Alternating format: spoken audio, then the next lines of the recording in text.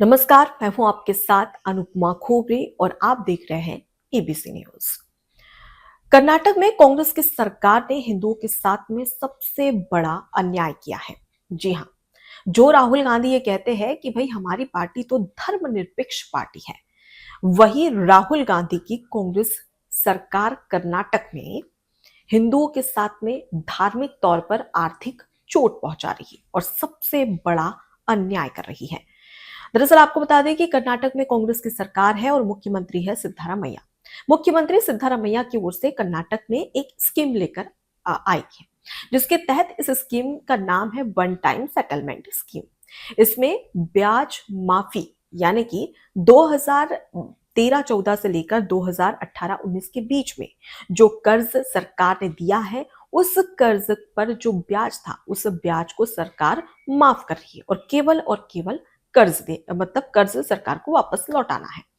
अब इसकी जमकर तारीफ की जा रही थी और ये कहा जा रहा था कि काफी अच्छी स्कीम है। अब जो जनता है, जो कर्नाटक के लोग हैं जिन्होंने सरकार से लोन लिया है, उन्हें सिर्फ वही लोन वापस करना होगा और इसमें जो ब्याज लगता था वो ब्याज नहीं लगेगा, यानी कि सरकार ने वो ब्याज माफ कर दिया है।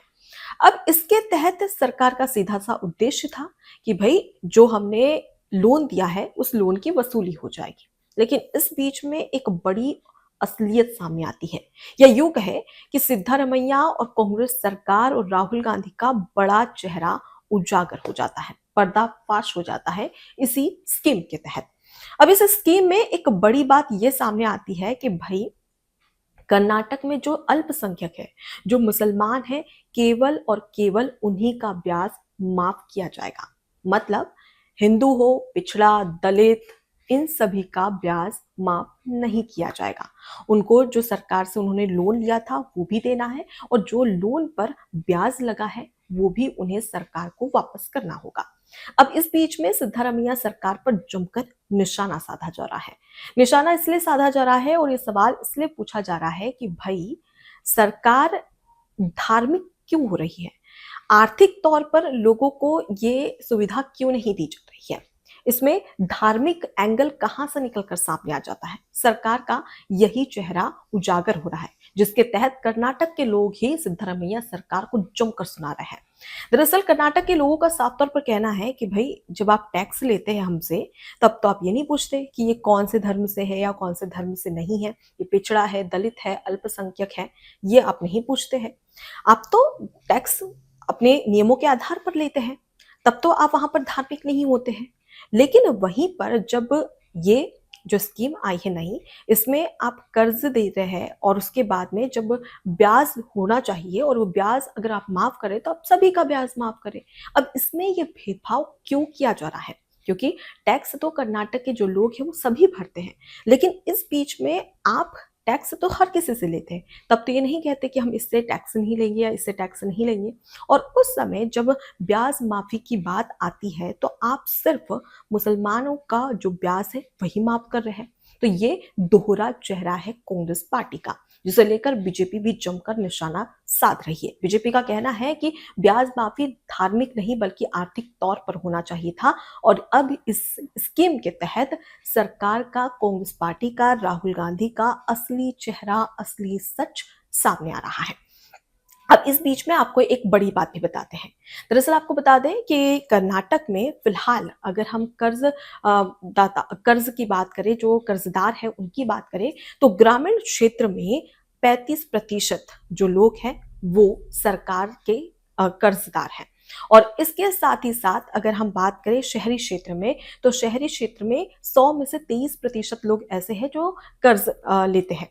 अब इस बीच में अगर टोटल किया जाए तो 58% लोग कर्जदार हैं।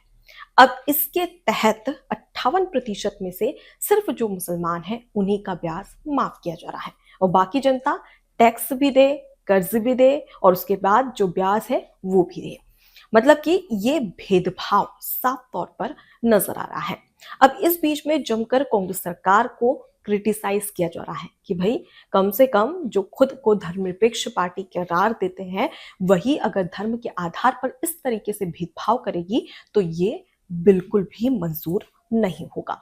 इसके साथ ही आपको एक और चीज बता दें कि कर्नाटक में फिलहाल सरकार को फंड की कमी बहुत ज़्यादा है, बहुत कम फंड आता है, जिसके तहत जो शिक्षा पर बजट आना चाहिए था, उसमें उस बजट में 2% कम कर दिया है। यानी कि 2% यहाँ पर शिक्षा में जो बजट में एक्स्ट्रा प्रावधान होना चाहिए था, वो 2% घटा दिए गए हैं। और वहीं अगर स्वास्थ्य का बजट देखें तो वो उतना का उतना ही है। इससे आप समझ सकते हैं कर्नाटक में क्या स्थिति है। आपको बता दें कि ये जो हम ब्याज माफी के स्कीम की बात कर रहे हैं, वन टाइम सेटलमेंट स्कीम की बात कर रहे हैं, इसके तहत अगर कर्ज के साथ में ब्याज का टोटल किया जाए तो 981 करोड़ रुपए होते हैं। लेकिन वहीं पर अगर ब्याज माफी की भी बात की जाए तो ये 718 करोड़ होता है। मतलब सरकार को सीधे सीधे 718 करोड़ रुपए मिल जाएंगे। वो भी एक ही बार में। अगर आप कर्ज देते हैं सरकार को तो आपको जो मूल कर्ज देते हैं तो आपका ब्याज माफ कर दिया जाएगा। लेकिन इसके तहत जमकर बवाल हो रहा है और अब जो यहाँ पर दलित है, पिछड़ा वर्ग है, ओबीसी है, वो सवाल पूछ रहे हैं कि ये भेदभाव हमारे साथ क्यों? हम भी तो टैक्स देते हैं, हमारे टैक्स की वजह से तो सरकार चलती है, हमारी टैक्स की वजह से कर्नाटक में विकास कार्य होते हैं, हमारे ही टैक्स की वजह से तमाम काम होते हैं। और अब जब कर्ज हम लेते हैं और उसी कर्ज पर जब ब्याज माफी की स्कीम आती है तो उससे हमको वंचित कर दिया जाता है, उससे हमें हटा दिया जाता है। आचार्य चाणक्य जिनकी एक बड़ी बात सामने आती है। दरअसल आचार्य चाणक्य कहते थे कि जो शासन है उसका धर्म ये होता है कि आप तमाम जो राज्य के नागरिक हैं उन्हें सुरक्षा और न्याय समान रूप से दे। अगर आप किसी वर्ग या धर्म या समूह के आधार पर भेदभाव करते हैं, पक्षपात करते हैं, तो वो शासन अन्यायी माना जाता है। और अब यही सरकार से पूछ रही है कर्नाटक की जनता। अब इस बीच में क्रिटिसाइज जमकर किया जा रहा है बीजेपी की ओर से कांग्रेस सरकार को। और राहुल गांधी से सवाल पूछा जा रहा है, सिद्धारमैया से सवाल पूछा जा रहा है कि भाई टैक्स सभी से लेते हो, लेकिन ब्याज माफी सिर्फ मुसलमानों के लिए ही ये स्कीम क्यों, बाकी लोगों के लिए क्यों नहीं? इससे कहीं ना कहीं कांग्रेस सरकार का दोहरा चेहरा सामने आता है। इस बीच में अगर कर्नाटक में बात करें तो तमाम विकास के कार्यों की जब सरकार आई थी तो तमाम बातें कही जाती थी कि हम ऐसे विकास करेंगे, हम ये विकास करेंगे। लेकिन वहीं पर अगर हम अब देखें तो कर्नाटक में लगातार स्थिति खराब होती जा रही है, क्योंकि सरकार के पास में फंड की कमी है, जिसके तहत वो आर्थिक बोझ के तले दबी जा रही है, जिसके तहत जो विकास कार्य होने चाहिए थे कर्नाटक में, बैंगलोर में, वो नहीं हो रहे हैं। सड़क निर्माण की बात की जाए, विकास कार्यों की बात की जाए, और उसके साथ ही साथ ट्रैफिक व्यवस्था। अगर हम बात करें बैंगलोर जैसे शहर की तो वहां पर ट्रैफिक व्यवस्था बेहद ज्यादा खराब होती जा रही है। और ऐसे में सरकार के पास फंड की कमी है, जिसके तहत वो ठीक से काम नहीं कर पा रही है। लेकिन वहीं दूसरी ओर देख लिया जाए तो खास वर्ग को, विशेष वर्ग को जो सहूलियत दी जानी चाहिए वो बिल्कुल बरकरार है। तो मतलब साफ है कि कांग्रेस का दोहरा चेहरा, दोहरा चरित्र उजागर होता है। फिलहाल इस पूरे घटनाक्रम को लेकर और सरकार की नई स्कीम को लेकर आपकी क्या राय है, कमेंट बॉक्स में जरूर बताइएगा। नमस्कार। एबीसी हिंदी न्यूज, आज ही जुड़िए हर खबर के साथ